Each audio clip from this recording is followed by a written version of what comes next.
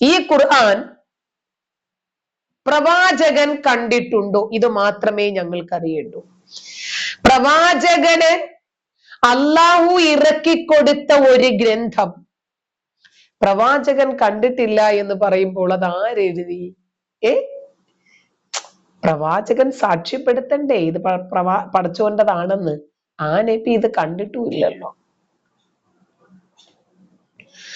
ഫാത്തിമ, പടച്ചോനോട് കളിച്ചാൽ ഞാൻ അനുഭവിക്കുമെങ്കിൽ നിനക്ക് എന്താ വേദന? ഞാൻ അനുഭവിക്കുന്നത് കാണാനല്ലേ നിനക്ക് ഇഷ്ടം? അങ്ങ് ആയിക്കോട്ടെ, അത് അനുഭവിക്കാൻ ഞാൻ തയ്യാറാണെങ്കിൽ എന്നെ കുറിച്ചുള്ള സ്നേഹം കൊണ്ടൊന്നും അല്ലല്ലോ നീ ഇത് പറയുന്നതാണോ? ഞാൻ അനുഭവിച്ചോട്ടെ, അപ്പൊ മാറുന്നത് നിങ്ങൾക്ക് സുഖിക്കാം, രസിക്കാമല്ലോ. അത് കണ്ടിട്ട് എത്രയോ ആളുകൾ ഇസ്ലാമിലേക്ക് വരുമല്ലോ. അതുകൊണ്ട് സമാധാനമായിട്ടൊരു മൂലയ്ക്ക് പോയിട്ട് സുബ്ഹാനല്ലാഹ് പറഞ്ഞുകൊണ്ട് പോയിരിക്കുക ചെല്ല. അപ്പോ ഇവർ ഇസ്ലാമിലേക്ക് വരാനുണ്ടായ പ്രധാനപ്പെട്ട കാരണം ബൈബിള് നേരിട്ട് അള്ളാഹു പറഞ്ഞതല്ല എന്നവർക്ക് തോന്നി, അല്ലെ? ഖുർആൻ ആണെങ്കിലോ അള്ളാഹുവിന്റെ കലാമാണ് എന്നവർക്ക് തോന്നി. ബൈബിള് മനുഷ്യൻ എഴുതിയതാണ് എന്നവർക്ക് തോന്നി. ഖുർആൻ മനുഷ്യൻ എഴുതിയതല്ല എന്നവർക്ക് തോന്നി, അല്ലെ? ഖുർആൻ മനുഷ്യൻ എഴുതിയതാണ്. ഖുർആൻ അല്ലാഹു ആകാശത്ത് നിന്ന് ഇറക്കിയതല്ല. ഇവരെ ആരോ പറഞ്ഞു പറ്റിച്ചതാ. മുഹമ്മദ് നബിക്ക് എഴുത്തും വായനയും അറിയില്ലായിരുന്നു. ആ നബിയുമല്ല ഇത് എഴുതിയത്. അപ്പോൾ അതും കഴിഞ്ഞല്ലോ. ശരി, താത്താടതിനും 1 മിനിറ്റും കൂടിയുണ്ട്. ഇസ്ലാത്തിനെ കുറിച്ചും ഖുർആൻ വിശദീകരിക്കുന്നു. അത് ഇസ്ലാം, അത് മനുഷ്യർക്ക് നൽകിയ ഏറ്റവും വലിയ അനുഗ്രഹമാണ് ഖുർആൻ. അത് നന്നായി പഠിക്കുക, നന്നായി അർത്ഥം മനസ്സിലാക്കുക. ഓരോ അക്ഷരത്തിനും അതിന് നമുക്ക് പ്രതിഫലം ഉണ്ടെന്ന് പറയുമ്പോൾ ആ അനുഗ്രഹങ്ങളൊക്കെ എത്ര വലുതാണ്. എവിടെ തിരിഞ്ഞാലും ഉള്ള ദൃഷ്ടാന്തങ്ങൾ നമുക്ക് കാണാൻ പറ്റും. ഇസ്ലാം പഠിക്കുക, നന്നായി മനസ്സിലാക്കുക, മനസ്സിലാക്കി ജീവിക്കുക. ഒരു ദൃഷ്ടാന്തം ഒന്ന് പറഞ്ഞു തരുമോ? ഒന്ന് കാണിച്ചു തരുമോ? അല്ല, സൂര്യൻ ചെളിക്കുണ്ടിൽ അസ്തമിക്കുന്നതൊക്കെ നമുക്കറിയാം. നക്ഷത്രങ്ങൾ പെറുക്കി പിശാചിനെ എറിയുന്നത് നമുക്കറിയാം. പിന്നെ മക്കയിൽ ജീവിച്ചിരിക്കുന്ന ദൃഷ്ടാന്തങ്ങൾ അറിയാം. ഇപ്പോഴും പിശാച് അവിടെ തന്നെ കുത്തിയിരിക്കുവാണല്ലോ. ശരി, അതൊക്കെ ഞങ്ങൾക്ക് മനസ്സിലാകുന്നുണ്ട്. നിങ്ങൾക്ക് ചുറ്റും കാണുന്ന ഏതെങ്കിലും 1-2 ദൃഷ്ടാന്തങ്ങൾ അള്ളാഹുവിൻ്റെതായിരിക്കണം കേട്ടോ, ഒന്ന് പറഞ്ഞു തരാമോ? അതൊക്കെയാണ് പറയുന്നത്. അതുകൊണ്ട് ഇസ്ലാമിനെ കുറിച്ച് എല്ലാവരും നന്നായി പഠിക്കുക, ഇസ്ലാമിനെ ആശ്രയിക്കുക. അത് വളരെ വലിയൊരു അനുഗ്രഹമാണ്. ഫലിപ്പിക്കാനുള്ള വാക്കുകളില്ല, അല്ലെങ്കിൽ അത് പറയാൻ അറിയില്ല. അതൊരു അനുഭവമാണ്. That's an experience. We have to feel that. പറയാനുള്ളത് എല്ലാവരും സ്ഥലത്ത് കൊടുക്കട്ടെ. അപ്പോ ഇപ്പൊ താത്ത പരസ്യം ചെയ്യാൻ വന്നിരിക്കുന്നത് നിങ്ങൾ എല്ലാവരും ഇസ്ലാം ആശ്ലേഷിക്കണം, അപ്പോഴേ ഇസ്ലാം പൂർണ്ണമാകൂ. ശരി, അതാണ് ഫാത്തിമ സാദിഖ. അതൊരു പ്രധാനപ്പെട്ട പോയിന്റ് ആണ്. അറിവുണ്ടായിട്ട് കാര്യമില്ല, തിരിച്ചറിവ് വേണം. അതിനുള്ള ഭാഗ്യം നിനക്കില്ല ഫാത്തിമ, എനിക്കുണ്ട്. എനിക്ക് അറിവുമുണ്ട്, തിരിച്ചറിവുമുണ്ട്. അതുകൊണ്ടാണ് ഞാൻ നിങ്ങൾക്ക് അറിവ് പറഞ്ഞു തന്നിട്ട് തിരിച്ചറിവും നിങ്ങൾക്ക് പറഞ്ഞു തരാൻ പറ്റുന്നത്. അതുകൊണ്ടാണ്, നിങ്ങൾക്കതില്ല.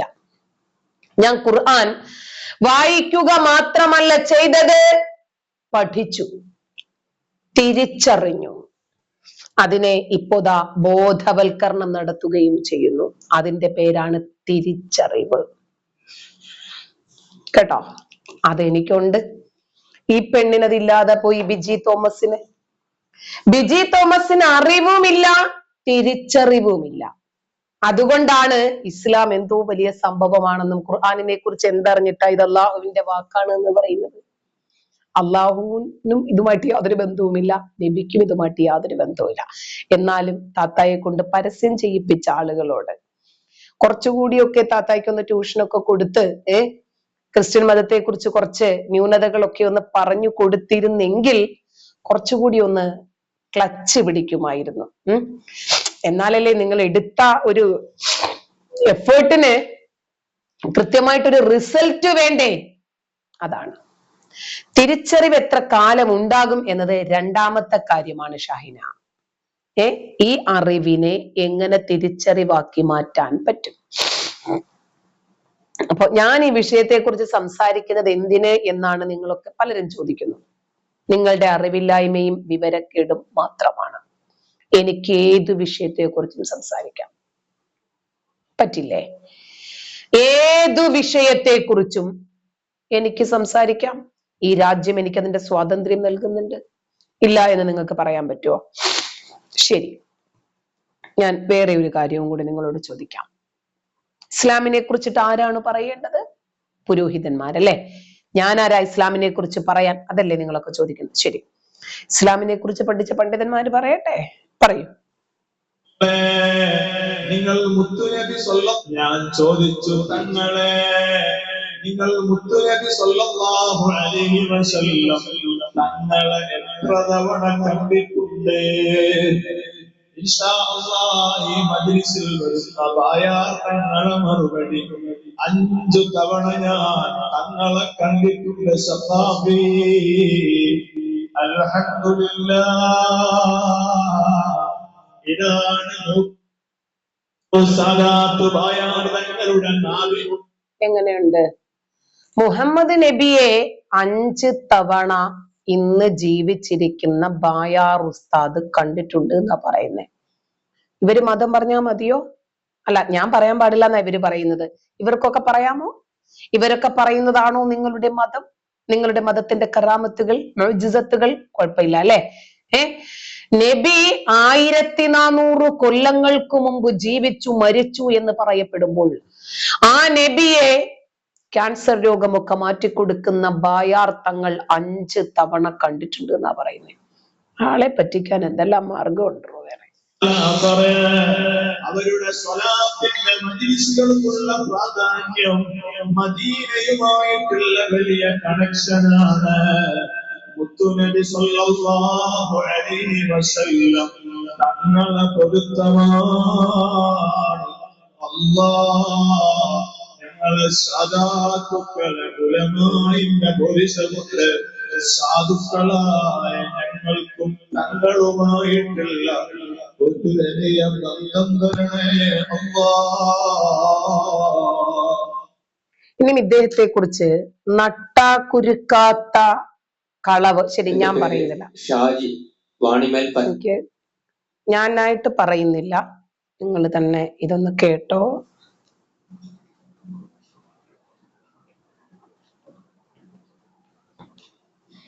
നോക്കട്ടെ ഉണ്ടോന്ന്. എൻ്റെ കയ്യിൽ ഉണ്ടായിരുന്നു.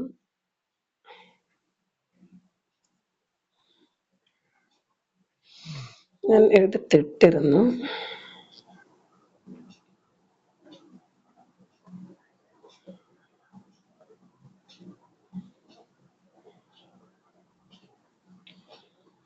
കാണുന്നില്ല. ഇയാള് പഠിച്ച കള്ളനാണ്.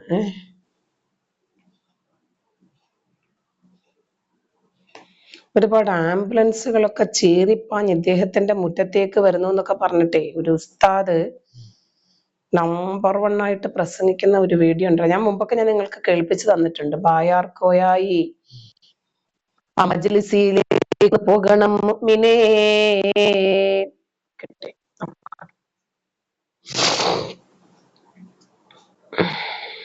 ആണോ ഉണ്ടായിരുന്നു.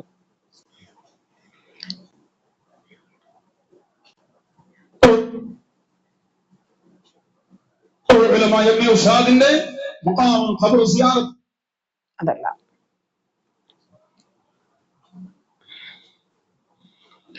ഇവന്മാരൊക്കെ പച്ച കള്ളം പറഞ്ഞിട്ടേ ജനങ്ങളെ ഇങ്ങനെ പറ്റിച്ചുകൊണ്ട് നടക്കുന്ന ആളുകളാ. പക്ഷേ ഇവരൊക്കെയാണത്രേ മതം എന്താണ് എന്ന് പറയേണ്ടത്. നമ്മളാരും മതത്തെ കുറിച്ച് പറയാൻ പാടില്ല എന്ന്. പക്ഷേ ഇവർക്ക് ഖുർആനിനെ കുറിച്ച് അറിയാമെങ്കിൽ, ഖുർആൻ എന്താണ് ഈ മുസ്ലിം പൗരോഹിത്യത്തെ കുറിച്ച് പറഞ്ഞത് എന്ന് അറിയാമെങ്കിൽ ഒരിക്കലും ഇവരിത് പറയില്ല. ഇവർക്കറിയില്ല. അയാള് പെണ്ണുപിള്ളയൊക്കെ അയാളെ കുറിച്ചിട്ട് വന്ന് പറയുന്നുണ്ട്, അതടിച്ചു കൊടുക്കത്തില്ല, ചെറിയ പെണ്ണിനെ കണ്ടപ്പോൾ അപ്പൊ തന്നെ പെണ്ണിന്റെ പിന്നാലെ പോയി, ഈ പെണ്ണിന് ചെലവിനും കൊടുക്കത്തില്ല. അവരുടെ മോൻ വന്ന് പറയുന്നുണ്ട് ചെലവിനും തരത്തില്ല, കടയിൽ പോലും സാധനങ്ങൾ തരരുത് എന്ന് വിലക്കുകയും ചെയ്തു എന്നൊക്കെ പറഞ്ഞിട്ട് പറയുന്നുണ്ട്. ആംബുലൻസിലൊക്കെ ക്യാൻസർ പേഷ്യന്റ് എത്രയോ ക്യാൻസറിന്റെ 4ാമത്തെ സ്റ്റേജ് ഒക്കെ കഴിയുന്ന ആളുകള് ഈ ഉസ്താദിന്റെ മജ്‌ലിസിലേക്ക് ഓടിപ്പാഞ്ഞു വരുന്നു എന്നൊക്കെയാണ് പറഞ്ഞത്. എന്റെ കയ്യിൽ ഉണ്ടായിരുന്നു. ഞാൻ മുമ്പ് നിങ്ങൾക്ക് കേൾപ്പിച്ച് തന്നിട്ടുണ്ട്. അത് ചീറിപ്പാഞ്ഞു വരുന്ന ആംബുലൻസുകൾ ബായാർ തങ്ങളുടെ മജ്‌ലിസിലേക്ക് കടന്നു വരുന്നു. ക്യാൻസറിന്റെ 4th സ്റ്റേജ് കഴിഞ്ഞവരാ, ക്യാൻസർ സെന്ററുകളിൽ നിന്ന് പുറത്താക്കപ്പെട്ടവരാ.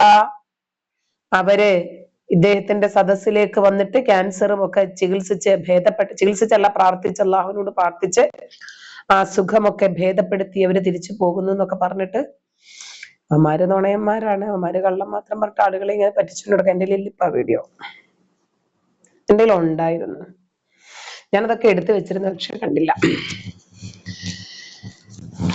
അതല്ലേ ജൂതൻ കണ്ടുപിടിച്ച ആശയങ്ങളും വിനിമയങ്ങളും ഒക്കെ ഇവർക്ക് പണി കിട്ടി. ജൂതന്റെ എല്ലാ മീഡിയയും ഇവർക്ക് പണി കൊടുത്തു. നോക്കട്ടെ, എന്നാലൊരു കാര്യം കിട്ടിയിട്ടില്ലെങ്കിൽ വിഷമമാണ്.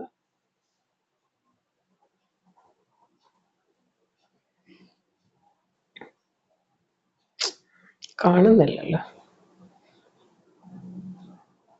ക്യാൻസറിനെ കുറിച്ചിട്ടാണ് അയാൾ പ്രസംഗിക്കുന്നത്, പക്ഷെ ഇപ്പൊ കാണുന്നില്ല.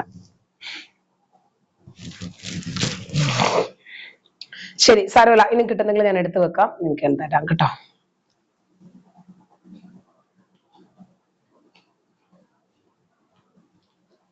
ഫേസ്ബുക്കിൽ തന്നെ ആയിരുന്നു ഞാൻ കണ്ടത് നേരത്തെ.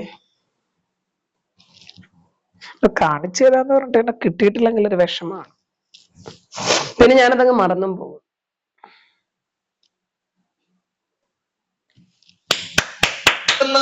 നിർബന്ധപൂർവം ഡോക്ടർമാരുടെ മുന്നറിയിപ്പിന് അതാ വില കൽപ്പിക്കാതെ എന്റെ തങ്ങൾ പാപ്പാനെ കാണാൻ എനിക്ക് ഡിസ്ചാർജ് തരണമെന്ന് 4th സ്റ്റേജ് കഴിഞ്ഞ ക്യാൻസർ രോഗികൾ ഡിസ്ചാർജ് വാങ്ങിയിട്ട് ബഹുമാനപ്പെട്ട തങ്ങൾ അവരുടെ ബായാർ സ്വലാത്ത് മജ്‌ലിസിലേക്ക്, അതുപോലെ ചാറത്തിങ്കൽ സ്വലാത്ത് മജ്‌ലിസിലേക്ക് ആംബുലൻസിൽ എത്തുകയാണ്. വന്നവരാണെങ്കിലോ 4th സ്റ്റേജ് കഴിഞ്ഞ ക്യാൻസർ രോഗികളാണ്. 2 വൃക്കകളും തകരാറിലായി, ഇനി ജീവിതമില്ല എന്ന് തീരുമാനിച്ചവരാണ്. ബഹുമാനപ്പെട്ട സയ്യിദ് അവരുടെ ബായാർ സ്വലാത്തിൽ പങ്കെടുക്കുന്നവരെ ചിലരെ നിങ്ങൾക്ക് കാണാം, അതുപോലെ ജാറത്തിങ്കൽ സ്വലാത്തിൽ പങ്കെടുക്കുന്നവരെ കാണാം. 2 വൃക്കകളും തകരാറിലായി, ഇനി ജീവിതമില്ല എന്ന് എഴുതി വെച്ചവർ ഇന്നും ബായാർ സ്വലാത്ത് മജ്‌ലിസിലെത്തുന്നുണ്ട്. അതുപോലെ ക്യാൻസറിന്റെ ഡോക്ടർമാരെല്ലാം കൈവിട്ട് 4th സ്റ്റേജ് കഴിഞ്ഞ ബ്ലഡ് ക്യാൻസർ രോഗികൾ അതാ രോഗം ശമിച്ച് ബായാർ സ്വലാത്തിൽ എങ്ങനെയുണ്ട്? എന്നിട്ട് അദ്ദേഹം പറയുകയാണ്, നിങ്ങള് മുഅ്മിനേ, വിശ്വാസികളെ, നിങ്ങൾ ബായാർ തങ്ങളുടെ മജ്‌ലിസിലേക്കൊന്ന് പോകണം. ചീറിപ്പായുന്ന ആംബുലൻസുകളിൽ ക്യാൻസർ പേഷ്യന്റുകൾ അവിടെ എത്തുക. എന്തോ പറഞ്ഞിട്ടാണ് ആളെ വിളിക്കുന്നതെന്ന് മനസ്സിലായോ? പ്രവാചകനെ ഈ ബായാർ തങ്ങൾ എന്ന് പറയുന്ന കിഴങ്ങൻ 5 തവണ കണ്ടിട്ടുണ്ട് അത്രേ. അല്ല, ഇയാൾക്കിത് മനസ്സിലാകണമെങ്കിൽ ഇയാള് നേരത്തെ നബിയെ കണ്ടിട്ടുണ്ടോ? ഇയാൾക്ക് ഇത് നബിയാണ് എന്ന് മനസ്സിലാകാൻ നേരത്തെ ഇയാള് നബിയെ കണ്ടിട്ടുണ്ടോ? ഇപ്പൊ ഈ വട്ടന്മാരും പൊട്ടന്മാരും കള്ളന്മാരും കപടന്മാരും വിഡ്ഢികളും ഇവന്മാര് പറയുന്നതാണ് ഇസ്ലാമിലെ മതനിയമം. ഇസ്ലാമിലെ മതനിയമങ്ങൾ പറയേണ്ടത് ഇവരാണ് എന്നാണ് പറ്റ മദ്രസ പൊട്ടന്മാരും പൊട്ടത്തികളും മനസ്സിലാക്കുന്നത്. അതുകൊണ്ടാണ് അവര് പറയുന്നത് ഇത് നിങ്ങൾ പറയണ്ട, ഇത് ഞങ്ങളുടെ പുരോഹിതന്മാര് പറഞ്ഞോളും. നീയൊക്കെ പോയി പുരോഹിതന്മാര് പറയുന്നത് കേൾക്ക്. ഞാൻ പറയണത് കേൾക്കാൻ താല്പര്യമുള്ള ആളുകളുണ്ട്, അവര് ഞാൻ പറയണത് കേട്ടോളും. ഞാൻ പറയുന്നതിന്റെ റെഫറൻസ് എന്താണ് എന്ന് അവരെന്നോട് ചോദിച്ചോളും, ഞാൻ അവർക്ക് റെഫറൻസും കൊടുത്തോളും. നിങ്ങൾ ഉസ്താദന്മാര് പറയണത് തൊള്ള തൊടാതെ പോയി വീട്ടിൽ എനിക്കൊരു കുഴപ്പമില്ല. നിങ്ങൾക്ക് ഉസ്താദുമാരെ കുറിച്ചിട്ട്, ഈ പണ്ഡിതന്മാരെ കുറിച്ചും പുരോഹിതന്മാരെ കുറിച്ചും ഖുർആൻ എന്താണ് പറഞ്ഞത് നീ പാവപ്പെട്ട പൊട്ടന്മാർക്കും മദ്രസ പൊട്ടന്മാർക്കും അറിയാമോ? ഇല്ല. ഇന്ന കസീറൻ മിനൽ അഹ്ബാരി വറുഹ്ബാൻ ലയഅകുലൂന അംവാലൻ നാസി ബിൽ ബാത്തിൽ വയസുദൂന അൻ സബീലില്ലാഹ്.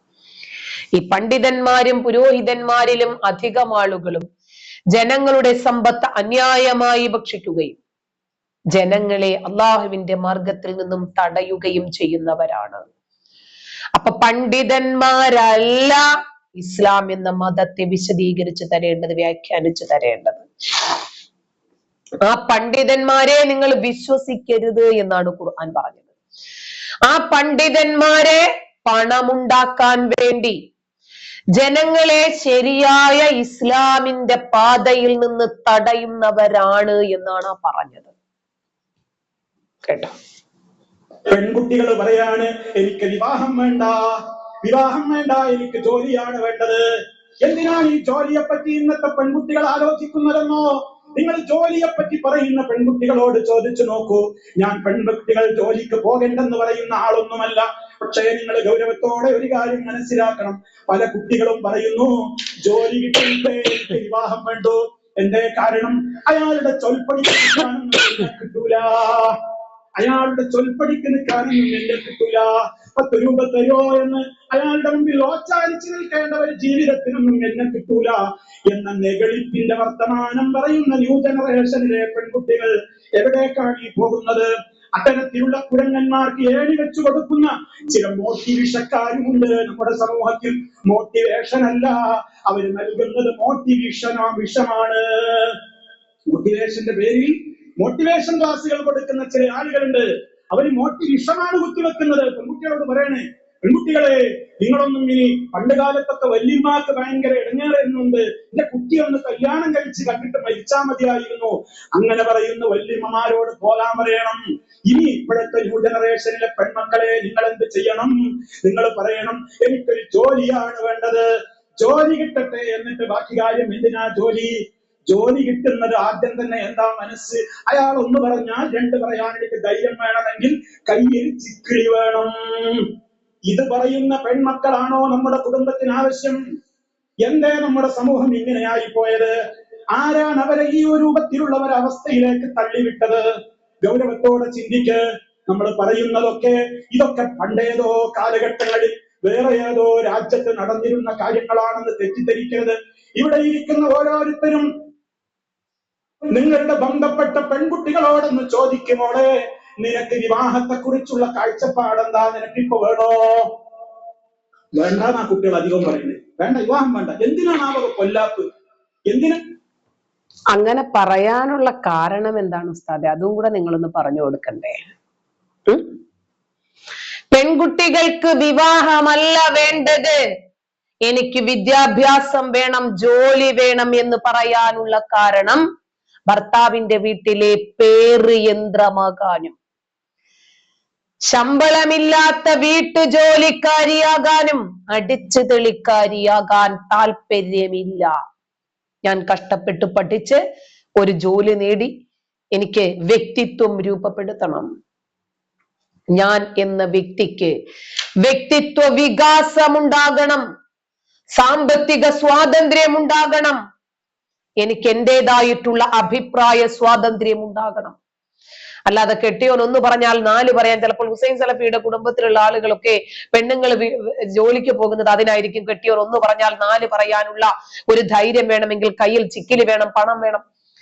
പണമുള്ളവരൊക്കെ ഭർത്താവിനെ ധിക്കരിക്കുന്നവരാണ് എന്നും കൂടുതൽ വിദ്യാഭ്യാസവും ജോലിയും നേടിയാൽ ഈ പെൺകുട്ടികൾ ഒന്നും ഭർത്താവിനെ അനുസരിച്ച് ജീവിക്കില്ല എന്നുമാണ് ഇദ്ദേഹം പറഞ്ഞു വെക്കുന്നത്.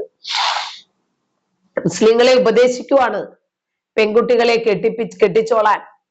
മനസ്സിലായോ?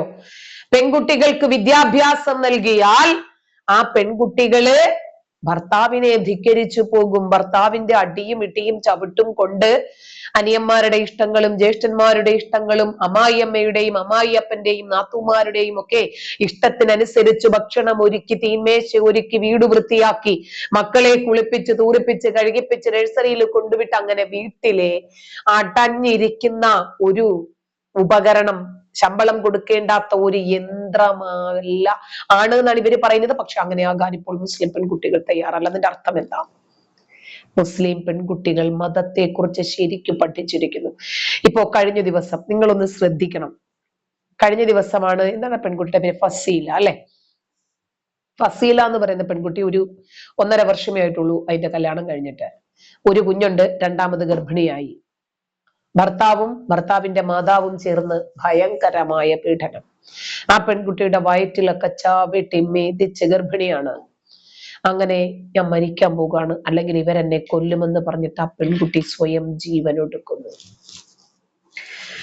അതിനെ വാരിക്കോരി അവരുടെ കപ്പാസിറ്റിക്ക് ഇണങ്ങിയ രൂപത്തിൽ കടം വാങ്ങിയും പലിശയ്ക്ക് വാങ്ങിയും വിറ്റുമൊക്കെ നല്ല രൂപത്തിൽ സ്വർണവും പണവും ഒക്കെ കൊടുത്ത ആ പെൺകുട്ടിയെ കെട്ടിച്ചു വിട്ടു. ഇത് കൊണ്ടുപോയി അനുഭവിക്കുന്നത് ആരാ? ആ പെൺകുട്ടിയുടെ കല്യാണം കഴിഞ്ഞ ദിവസം തന്നെ ആ പെൺകുട്ടിയുടെ മുഴുവൻ സ്വർണവും ഭർത്താവിന്റെ മാതാവ് വാങ്ങിവെച്ചു എന്നാ വാർത്ത. എന്തിന്? ഇത് കഷ്ടപ്പെട്ടുണ്ടാക്കിയതാരാ? ഈ പെൺകുട്ടിയുടെ മാതാപിതാക്കൾ. ആർക്കനുഭവിക്കാൻ? അവരുടെ മകൾക്ക് അനുഭവിക്കാൻ. ഇത് അനുഭവിക്കുന്നത് ആരാ? മരുമകന്റെ കുടുംബം. ഞാൻ കഷ്ടപ്പെടുന്നത് എന്റെ മക്കൾക്കു വേണ്ടിയാ. എന്റെ മക്കൾ ചെന്ന് കയറുന്ന വീട്ടിലെ അവർക്ക് സൗകര്യപൂർവ്വം ജീവിക്കാനുള്ള, അവർക്ക് അങ്ങനെ അവരുടെ ജീവിതം വിശാലമാക്കി കൊടുക്കാനുള്ള ഹൃദയവിശാലതയൊന്നും എനിക്കില്ല. അവനവന്റെ മക്കൾ അനുഭവിക്കേണ്ടുന്ന സൗകര്യങ്ങൾ. ചോദിക്കട്ടെ, അതിന്റെ 4/1 മതിയായിരുന്നല്ലോ ആ കൊച്ചിനെ പഠിപ്പിച്ചൊരു ജോലിയാക്കി കൊടുക്കാൻ. എന്നാൽ ആ കൊച്ച് ഒരിക്കലും ആ വീട്ടിൽ സ്വയം ജീവൻ ഒടുക്കുമായിരുന്നില്ല, പീഡിപ്പിക്കപ്പെടുമായിരുന്നില്ല. കാരണം അവൻ മനസ്സിലാക്കും, ഞാൻ ഈ രൂപത്തിൽ പീഡിപ്പിച്ചാൽ അവള് കളഞ്ഞിട്ട് അവളുടെ പണി നോക്കി ജോലി ചെയ്ത് ജീവിക്കും. ആ ഒരു അറിവ്, ആ ഒരു തിരിച്ചറിവ് ഇവന്മാർക്ക് ഉണ്ടാകണമെങ്കിൽ പെൺകുട്ടികൾക്ക് വിദ്യാഭ്യാസം വേണം. പെൺകുട്ടിയാണ് ജനിച്ചത് എന്ന് മനസ്സിലാക്കിയാൽ ഉടനെ അതിനെ എന്ന് കെട്ടിക്കുമെന്ന് നോക്കി ഉരുകുന്ന മാതാപിതാക്കളെ മാത്രമേ ഉസ്താദുമാര് പരിചയപ്പെടുത്തൂ. അങ്ങനെ ഉരുകാനേ അവര് മുസ്ലിം മാതാപിതാക്കളോട് ഉപദേശിക്കൂ. ആ കാലഘട്ടമൊക്കെ കഴിഞ്ഞു പോയി ഉസ്താദ്. ഇനിയെങ്കിലും കുട്ടികളോട് പഠിച്ച് അവരുടെ ജീവിത സന്ധാരണത്തിനുള്ള വക അവര് തന്നെ ഉണ്ടാക്കണമെന്നും, അങ്ങനെ അവർക്കൊരു വ്യക്തിത്വ വികാസം രൂപപ്പെടണമെന്നും, ബോൾഡായിട്ടുള്ള ഡിസിഷൻ എടുക്കണമെന്നും പറയാൻ നിങ്ങൾ ഇനിയും എത്ര കാലം ഇങ്ങനെ പാട്ടുകൾ പാടേണ്ടി വരും? കൊല്ലാപ്പൊക്കേനാണ്. വേണമെങ്കിൽ ഇങ്ങനെ ടുഗദർ ആയിട്ട് ഇങ്ങനെ ജീവിക്കാം, ഒരുമിച്ച് ഇങ്ങനെ ജീവിക്കാം. Living together. ആണെന്നെ വേണമെന്നൊന്നുമില്ല, പെണ്ണിന് ആണായാലും മതി. എന്താ പ്രശ്നം? പെണ്ണിനെ കൊണ്ട് അതെന്താണ് ഉസ്താദെ നിങ്ങൾക്ക് ഇത്രമാത്രം മോശം തോന്നുന്നത്? അതെ, അവർക്ക് ഇണയായോ തുണയായോ ആണിനെ തന്നെയാണ് തോന്നുന്നതെങ്കിൽ അവരുടെ അഭിരുചിയല്ലേ. നിങ്ങൾ പുറത്തുനിന്ന് പറയുന്ന മാർക്കിടുന്ന ജഡ്ജാകണ്ട. ഒരു പെണ്ണിന് പെണ്ണ്, ശരി, അവർക്ക് അങ്ങനെ, അവർക്ക് അതാണ് സൗകര്യമെങ്കിലും സ്വാതന്ത്ര്യമെങ്കിൽ, അവർക്ക് അതാണ് സന്തോഷമെങ്കിൽ ശരി, അങ്ങനെ ആവട്ടെ. നിങ്ങൾക്ക് എന്താ പ്രശ്നം? അതിനെ നിങ്ങളൊരു ഒരു മോശമായിട്ടുള്ളൊരു രൂപത്തിൽ കാണുന്നത് കൊണ്ടല്ലേ. 53കാരനായ നബി 6 വയസ്സുകാരിയെ കെട്ടിയപ്പോൾ ഒരു ശിശുഭോഗമാണെന്ന് നിങ്ങൾക്ക് തോന്നിയില്ലല്ലോ. ആ കുഞ്ഞിനെ ഈ കാലഘട്ടത്തിലാണെങ്കിൽ പഠിപ്പിച്ച് നഴ്സറിയിൽ പഠിക്കേണ്ട പ്രായത്തിലല്ലേ 53കാരൻ കെട്ടിയത്. അതിനെക്കുറിച്ച് ഇവരാരെങ്കിലും പറയുമോ? ഇല്ല. ലെസ്ബിയൻ, ഇങ്ങനെ ഓരോരുത്തരും അങ്ങനെ പെണ്ണിനെ കല്യാണം കഴിക്കുന്നു, ആണിനെ കല്യാണം കഴിക്കുന്നു. ഈ അവസ്ഥയിലേക്ക് നമ്മുടെ തലമുറ പോയാൽ എവിടേക്കാണ് ഈ പോകുന്നത്? ഇതിനാണ് പറയുന്നത്, നല്ല സഹനത്തോടുകൂടി ഇസ്ലാം പഠിപ്പിച്ചിട്ടുള്ള ദാമ്പത്യ ജീവിതത്തിന്റെ മൂല്യങ്ങളെ നമ്മുടെ മക്കൾക്ക് പഠിപ്പിച്ചു കൊടുത്താലല്ലാതെ വരും തലമുറ രക്ഷപ്പെടൂല. ഈ ദുരന്തം ഇവിടം കൊണ്ടൊന്നും അവസാനിക്കൂല. എത്ര ഗൗരവത്തോടെയാണ് മുസ്തഫ സല്ലല്ലാഹു അലൈഹി വസല്ലം വിശുദ്ധ ഖുർആനിന്റെ വചനങ്ങൾ ഓതിയിട്ട് പറഞ്ഞത്, ബിൽ മഅറൂഫ്, ഇണകളോട് നിങ്ങൾ നല്ല നിലക്ക് വർത്തിക്കണേ. ഭർത്താക്കന്മാരോടുള്ള കൽപ്പനയാണ്. ഈ ഉസ്താദ് സ്ത്രീകളെ കുറിച്ചിട്ട് പറഞ്ഞല്ലോ, പെണ്ണ് ഇങ്ങനെയാണെന്ന്. ശരി, ഇതില് ഒരുപാട് ആളുകൾ കമന്റ് എഴുതിയിട്ടുണ്ട്, നോക്കിക്കോണേ. ഇതാണ് അദ്ദേഹത്തിന്റെ പ്രസംഗം. വീട്ടിൽ കെട്ടിയിട്ട് ആണിന്റെ കടി തീർക്കാനുള്ളതല്ല മൈരേ പെണ്ണ്, അവർക്കും ആണുങ്ങളെ പോലെ എല്ലാ സ്വാതന്ത്ര്യവുമുണ്ട്. സന്ദീപ്. സീനത്ത്, ഉസ്താദ് നിങ്ങൾ പറയുന്നതിനോട് എനിക്കു മാത്രമല്ല ഒരു പെൺകുട്ടികൾക്കും യോജിക്കാൻ പറ്റില്ല. എന്റെ അഭിപ്രായം, പെൺകുട്ടികൾക്ക് ജോലി വേണം. എന്റെ 2 പെൺമക്കളെയും ജോലി കിട്ടിയതിന് ശേഷം മാത്രമേ കല്യാണം കഴിപ്പിച്ചു വിടൂ.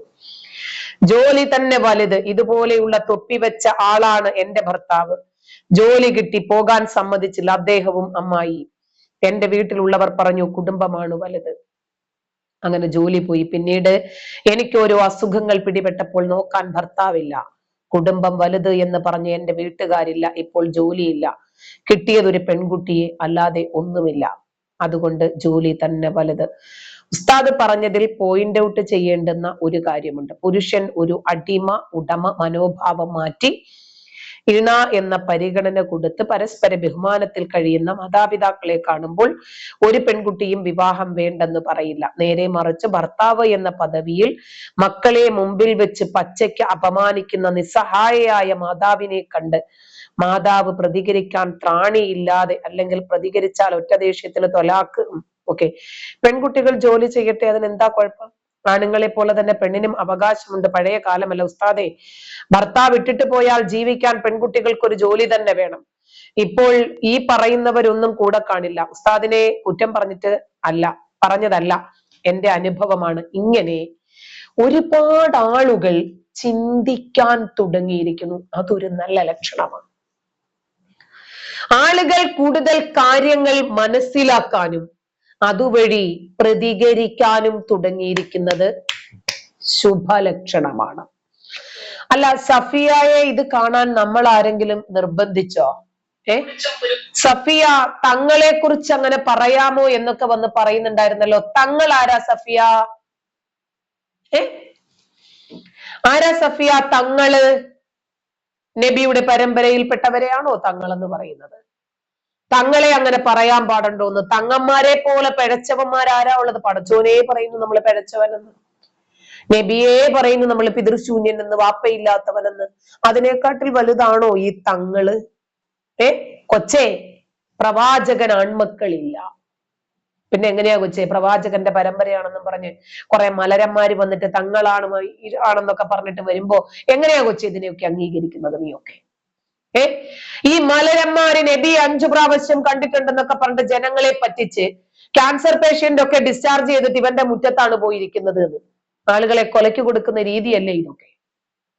നീയൊക്കെ പൊയ്ക്കോ, നിനക്കൊക്കെ ഇവനൊക്കെ എന്തൊക്കെയോ മൊഹബത്തുകളോ മഹത്വങ്ങളോ അതല്ലെങ്കിൽ രോഗം ശമിപ്പിക്കാനുള്ള കഴിവൊക്കെ ഉണ്ടെങ്കിൽ നീയൊക്കെ പൊയ്ക്കോ, നമുക്കതിനെ വിമർശിക്കാനും സ്വാതന്ത്ര്യമുണ്ട്.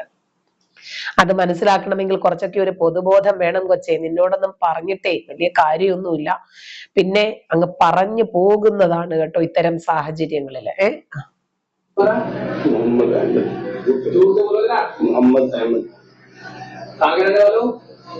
सुल्तानपुर सुल्तानपुर का कोई जगह स्थान देना दिल्ली मुबारकपुर। कहाँ रहते हैं तो क्या करते हैं अभी आप? कौन सी? हम यहाँ पे जमालपुर में रहते हैं। नहीं नमाज पढ़ाते हैं? नहीं मोजिन में क्या करते हैं? मोजिन मोजिन क्या होता है? मतलब मस्जिद में ड्यूटी रहती है, अजान देखने का। ഇവന്മാരൊക്കെ തൊപ്പിയും തലപ്പാവും ഇട്ടു വരും. ഈ വാർത്ത മാധ്യമങ്ങളുമൊക്കെ ഞാൻ പറഞ്ഞുതരാം. ഈ മുത്തിന്റെ കുത്തുപുസ്തകം വായിച്ച് ഇവന്റെ ഒക്കെ തലയ്ക്ക് വെളിവില്ലാതെ ആയിപ്പോയി. ഈ കാക്ക 8 വയസ്സുള്ള കുഞ്ഞിനെ മാസങ്ങളോളം ലൈംഗികമായി പീഡിപ്പിച്ചു. അലിഗഡിലെ പള്ളിയിലെ ഉസ്താദായിട്ടുള്ള മുഹമ്മദ് അഹമ്മദാണ് പിടിയിലായിരിക്കുന്നത്. 4 ഭാര്യമാരുള്ള ഈ കുണ്ടൻ ഉസ്താദ് ബാലികയെ മാസങ്ങളോളം ഖുർആൻ പഠിപ്പിക്കുന്ന അവസരത്തിൽ പീഡിപ്പിച്ചു. മുഹമ്മദ് കുറ്റസമ്മതം നടത്തുന്ന വീഡിയോ ആണിത്. അല്ല, ഈ 4 ഭാര്യമാരുള്ള ഈ അലവലാതി കാക്കായ്ക്ക് 8 വയസ്സുകാരിയെ കണ്ടപ്പോൾ പീഡിപ്പിക്കണം എന്ന് തോന്നിയെങ്കിൽ ഇവന്റെ കുഴപ്പമാണോ? ആണോ? ഈ കളിയെക്കുറിച്ച് മാത്രം പഠിപ്പിക്കുകയും ചിന്തിപ്പിക്കുകയും കളിയെക്കുറിച്ച് പറഞ്ഞ് നാളെ സ്വർഗത്തിൽ എത്തിയാലും നിങ്ങൾക്ക് വളയാത്ത ലിംഗവും വിശപ്പുള്ള യോനിയും വെച്ച് കാത്തിരിക്കുന്നു എന്ന് പറയുന്ന ഈ മലരന്റെ പുസ്തകമല്ലേ ഇതിനൊക്കെ കാരണം? അല്ലേ? ശരി, അവൻ പറയണത് കേൾക്ക്.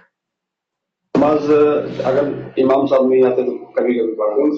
अलीगढ़ इमामा अम्बेडकर वाले यूनिवर्सिटी के अंदर। जी, यूनिवर्सिटी के अंदर नमाज पढ़ाते हैं।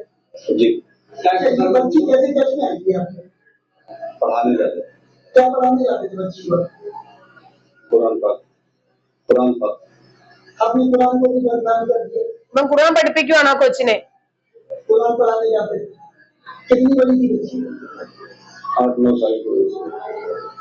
आप शादीशुदा हैं? जी। आपकी उम्र कितनी है?